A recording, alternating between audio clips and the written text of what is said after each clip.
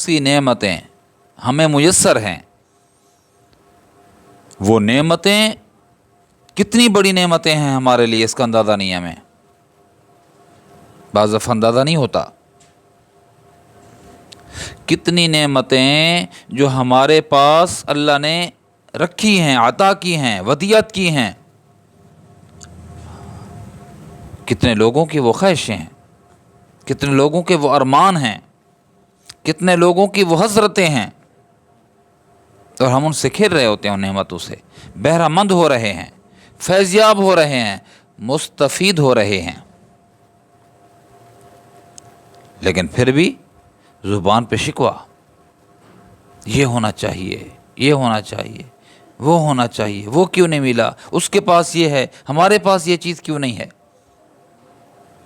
کتنی نعمتیں ہمارے پاس، صحت والی، مختلف بیماریوں سے اللہ نے ہمیں بچایا ہوا ہے۔ ایک بیماری آ گئی، رونا شروع کر دیا، اوئے یہ ہو گیا، گوڑے جواب دے گئے، جی سانس لینے میں تنگی ہو رہی ہے، جی یہ مسئلہ ہے، یہ مسئلہ ہے۔ ذرا آپ اندازہ لگائیں کہ لوگ مسائل میں، بیماریوں میں گھرے ہوئے ہیں، اگر میں اور آپ اندازہ اس کا لگا لیں تو شکر ادا کریں کہ اللہ تیرا شکر ہے کہ تو نے ہمیں ان مصائب سے، مشکلات سے بچایا۔ اگر لوگوں کے مسائل، جو ہر آدمی کہہ رہا ہے نا ہمارا یہ مسئلہ، وہ تو خوش ہے، دوسرا کہتا ہے وہ خوش ہے، وہ کہتا ہے یہ خوش ہے، اگر سب کے مسائل، سب کی الجھنیں، سب کی پریشانیاں اور سب کی بیماریاں اگر باہر آ کر ایک جگہ اکٹھی کر دی جائیں، جب یہ کہتا ہے نا کہ وہ بہت اچھا ہے، جب یہ بندہ اس کی پریشانیوں کو دیکھے گا، اس کی بیماریوں کو دیکھے گا، اس کے مسائل کو دیکھے گا، کہے گا بابا میں اپنے ہی وہ مصیبت لے لیتا ہوں، اس کی تو بڑی زیادہ، بہت بڑی مصیبت ہے اس پر۔ ہر بندے پر ایک پردہ ہے جو بیچارہ چھپائے ہوئے۔ جب نعمتوں کا ہمیں احساس ہوگا نا تو پھر شکر کی توفیق ہوگی۔ مولانا رومی رحمہ اللہ کے ایک مثال یا ایک واقعہ مجھے یاد آ گیا۔ حضرت فرماتے ہیں کہ کشتی پر بادشاہ اور اس کے کچھ خدام، مشیران یہ جا رہے ہیں، تو ایک آدمی جو ہے نا خادموں میں سے ایک آدمی وہ رو رہا ہے، ڈر رہا ہے، میں گرا۔ اس کو چپ کرا رہے ہیں کہ بھئی شور نہ کرو، خاموش ہو جاؤ، سارے اس کو چپ کرا رہے ہیں، وہ چپ ہی نہیں کرتا۔ ایک دانش مند بندہ بیٹھا ہوا تھا،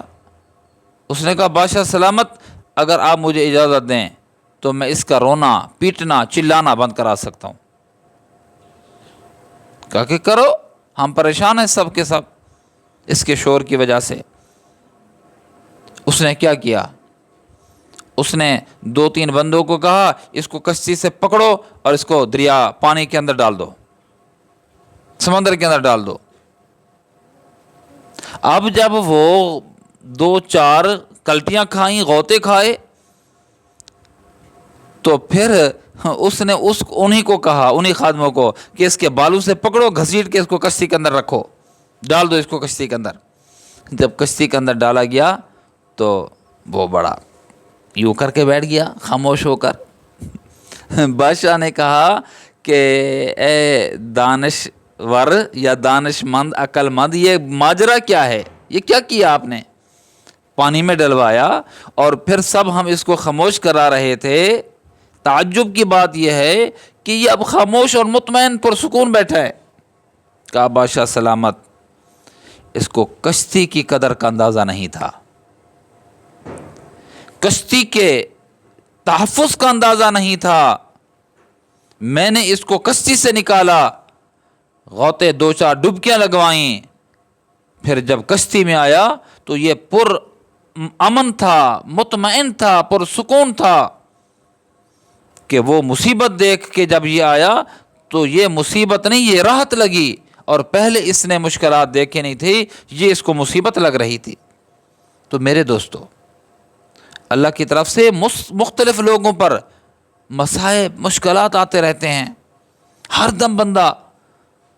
مصائب اور مشکلات کو دیکھے بھی صحیح نا، تو یہ سمجھے اور یہ کہے کہ مجھ پر تھوڑی مشکل ہے، اللہ تیرا شکر ہے، میرے اعمال، میرا کردار